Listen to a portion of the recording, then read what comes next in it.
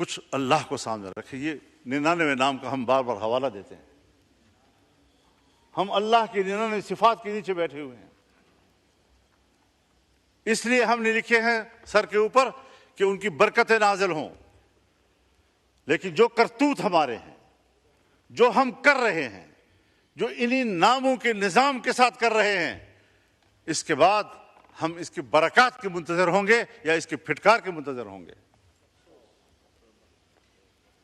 कुछ तो एहसास जिम्मेदारी होना चाहिए कि हम किधर जा रहे हैं।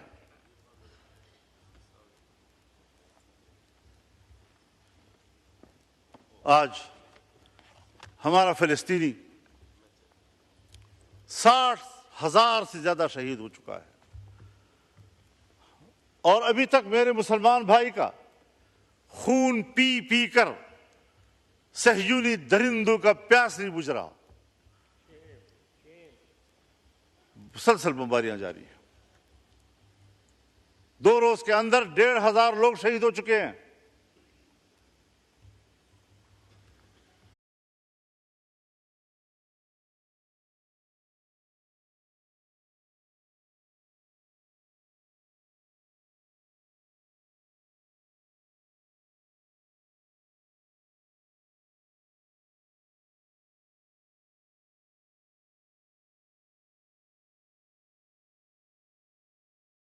मेरे पास तो कोई ऐसी रिपोर्ट नहीं है।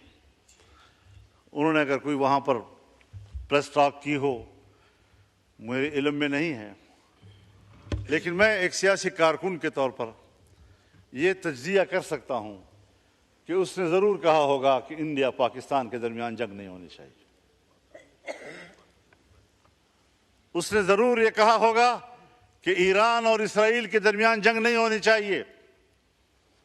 और उसने कभी नहीं कहा होगा कि इसराइल फिलिस्तीनियों पर बमबारी बंद कर दे। ये 3 जुमले मेरे पास हैं कि उधर से इंडिया पाकिस्तान जंग की बात हुई होगी, इसराइल और ईरान के जंग की बात हुई होगी, और कभी भी फिलिस्तीन के हवाले से ट्रंप ने बात नहीं की होगी। क्यों ये इम्तियाज बढ़ता जा रहा है? जहां पर सहयूनी मरता है, जहां पर मोदी मरता है, इससे तो उनको तकलीफ हो रही है। लेकिन अगर एक गरीब मुसलमान, गैर मुसल्लह मुसलमान, छोटे छोटे बच्चे, खवातीन, बूढ़े बुजुर्ग, उनका खून बह रहा है, पूरा शहर मलबे का ढेर बन गया है, इसका किसी को एहसास नहीं है। मुसलमान की नजर से ना इस्लामी दुनिया का बड़ा मुल्क है पाकिस्तान। इस्लामी दुनिया का मुअस्सर मुल्क है पाकिस्तान। इस्लामी दुनिया का ताकतवर दिफाई कुव्वत है पाकिस्तान। इस्लामी दुनिया का एटमी ताकत है। पाकिस्तान के अंदर वो तमाम सलाहियतें मौजूद हैं कि वो उम्मत मुस्लिमा की क़ियादत करे। और हम हैं कि मुल्क के दाखिली सूरत हाल में भी हम दिफाई पोजीशन में हैं और खित्ते की सूरत हाल में भी हम दिफाई पोजीशन में हैं। क़ियादत खाक करेंगे हम।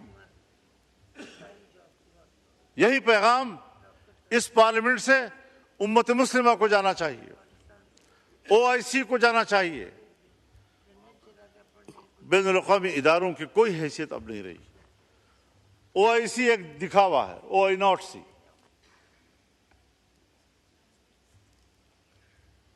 सलामती काउंसिल 5 बड़े ममालिक, तरक्की याफ्ता ममालिक की मोनोपोली है। पूरा अक़वाम मुत्तहिदा और जनरल असम्बली अमेरिका की लोंडी है।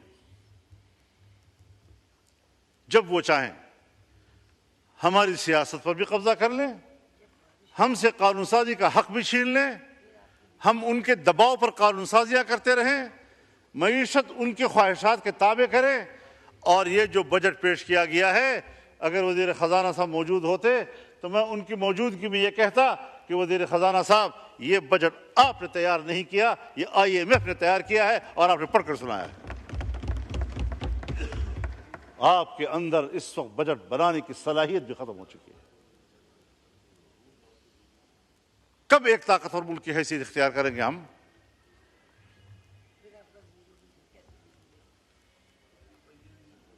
ईरान अगर इसराइल को जवाब दे रहा है तो ईरान के हाथ रोके जाते हैं। अगर पाकिस्तान इंडिया को जवाब देता है तो पाकिस्तान के हाथ रोके जाते हैं। लेकिन अगर वो मुसलमानों का कत्लेआम कर रहा है तो उनको खुली छुट्टी दी जाती है। हिंदुस्तान के मुसलमान का कत्लेआम हुआ इसी मोदी के हाथों। ये मुस्लिम दुश्मन। और मैं एक बात और कहना चाहता हूं दोस्तों से माजरत के साथ कि इसको पाक इंडिया जंग न कहा जाए, ये पाक मोदी जंग थी, क्योंकि पाकिस्तान मुत्तहद था और हिंदुस्तान की हुकूमत को हिंदुस्तान में कोई ताईद हासिल नहीं थी। वो अकेले हिंदुत्व कार्ड खेल रहा था और एक सरकार पाकिस्तान पे हमला कर रही थी, उसकी अपोजिशन ने भी साथ नहीं दिया, वहां की अकलियत ने भी साथ नहीं दिया, वहां के सिख ने भी साथ नहीं दिया, वहां के मुसलमान ने भी साथ नहीं दिया। तो ये सिर्फ मोदी की जंग थी। तो जो अकेले जंग लड़ेगा और कौन साथ नहीं होगी तो ये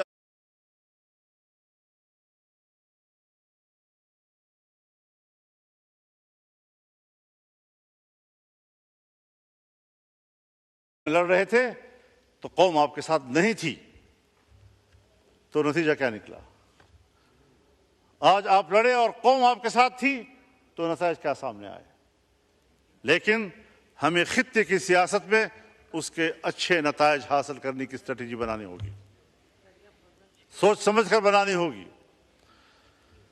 हमें खित्ते में ईरान को एतमाद में लेना होगा। हम ईरान के साथ खड़े हैं और पाकिस्तान को खुलकर खड़ा हो जाना चाहिए।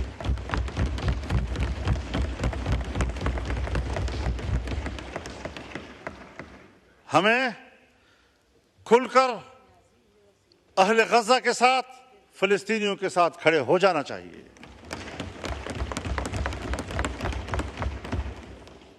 यहूद हनूद ये एक है, वो एक दूसरे के इत्तेहादी हैं। अगर फिलिस्तीन से आगे लेबनान पर वो हमला कर चुका है, अगर वो शाम पर हमले कर चुका है, पुराने कब्जे एक तरफ, हाल ही में जो उसने शाम की दिफाई कुव्वत को तबाह किया है, इराक पे जो कुछ गुजरी है वो आपके सामने है। उसके बाद ईरान, उसके बाद अब पाकिस्तान। तो फिलिस्तीन, लेबनान, शाम, इराक, ईरान और अब पाकिस्तान, और पाकिस्तान की एटमी कुव्वत को तबाह करना इनका एजेंडा हो सकता है। इधर से हिंदुस्तान हमारे लिए खतरा है। हम खित्ते में, खित्ते के ममालिक के साथ अंगेज नहीं हो रहे। हमें वो पॉलिसी भी बनानी होगी। हमें अपने दोस्त ममालिक हमसे दूर होते जा रहे हैं। वो गर्मजोशी नहीं रही है जो किसी जमाने में थी और आज होनी चाहिए थी। तो ऐसी तमाम तर सूरत हाल में जनाब स्पीकर, हमें गौर करना होगा अपनी पॉलिसियों के ऊपर। बजट में मेंबरान अपने हलकों की बात भी करते हैं, अपने इलाकों की बात भी करते हैं।